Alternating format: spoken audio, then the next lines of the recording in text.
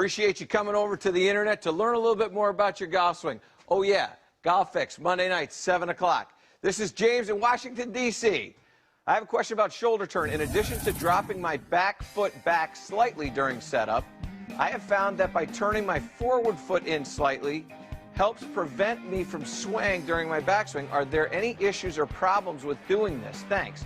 James, you know what? There's one slight problem with doing that. And it would become an issue if you found that you were hooking the ball too much.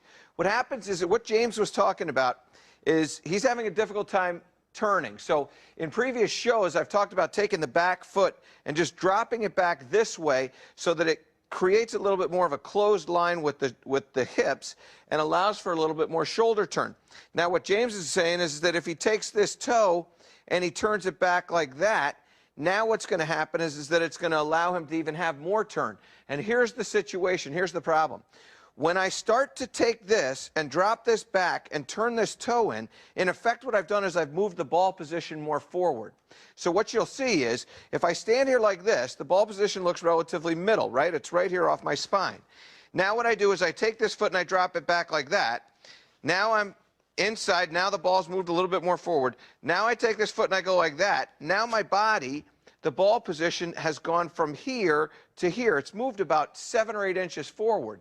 And what happens is that while I make a pretty good turn, by moving the ball that far forward, we're going to start coming across it. So this is what I would tell you, James. If that's what you're going to do, if you feel like by dropping the right foot back or your back foot back, and then turning that toe in is going to allow you a little bit more turn, that's fine. In effect, all you've done is just closed your stance. The thing that you've got to pay attention to is making sure that we take that ball position and we move it back so that it's in the center of your stance again for like a 7-iron or 8-iron or something like that. It's got to move back as you start to do all these things. And then what will happen is you'll start to get the club to come from the inside here, and you'll start to hit a draw.